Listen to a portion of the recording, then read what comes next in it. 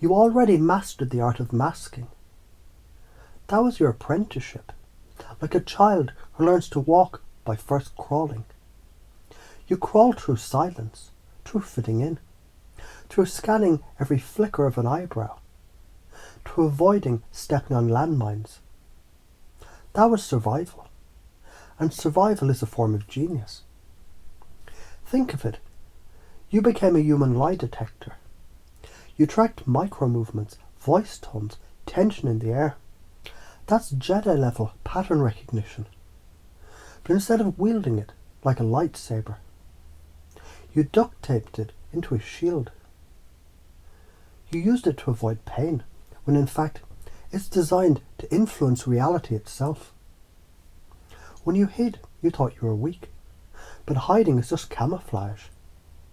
A tiger crouches in the tall grass, not because it fears the deer, but because it's positioning for the strike. Take that same instinct, reading people's eyes, sensing their nervous system, and instead of shrinking, extend, influence, lead, direct. If you keep avoiding, the future's predictable, a slow suffocation.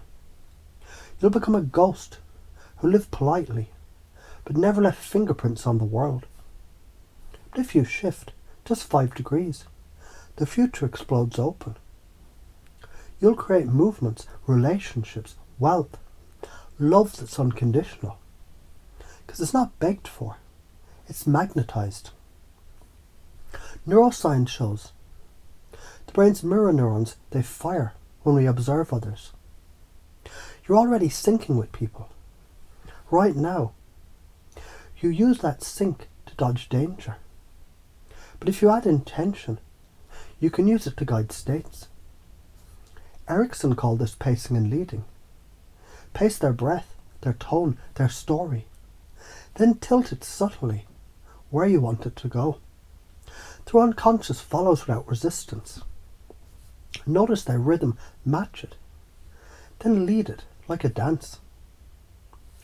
Imagine a blacksmith. He forges iron into fire. Too much fire, the metal shatters. Too little, it never bends. That's influence.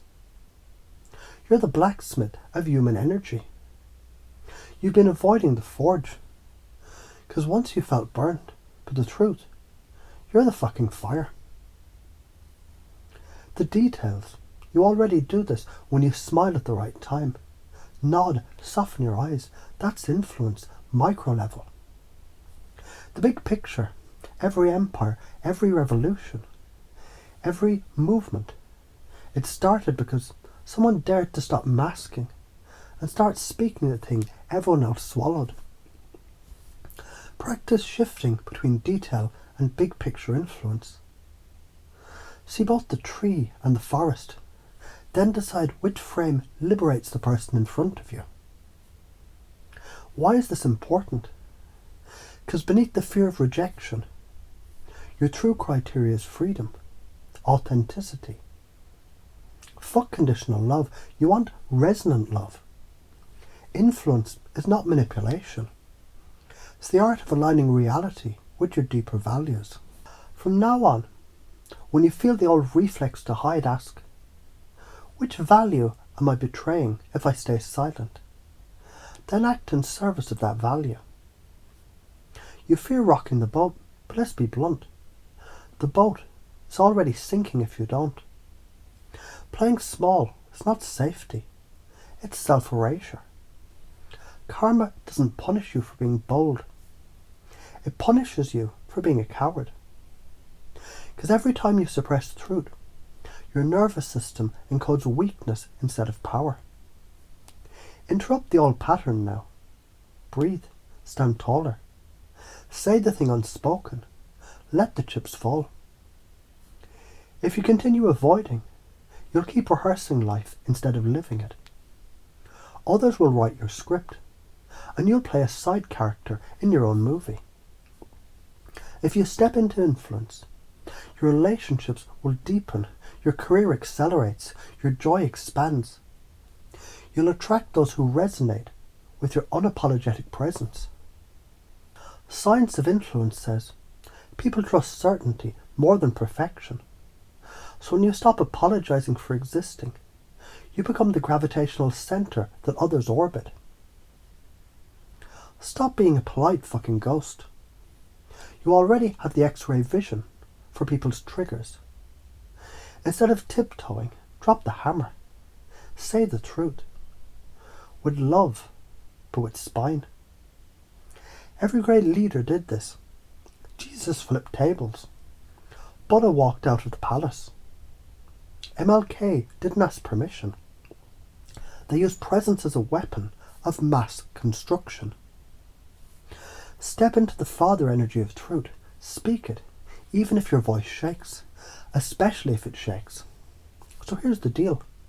You already do influence unconsciously. You call it masking. But you can do it consciously, easily, effortlessly, by redirecting the same skill. The fear you feel is the doorway. Step through, and you transmute avoidance into leadership. The karmic law is simple. Hide, and you die a little each day. Speak and you live fully. And now every time you notice yourself shrinking, your unconscious mind will remember this. You're the fucking tiger, not the prey. You're the fire, not the iron. Breathe, let it settle, and notice. You're already doing it.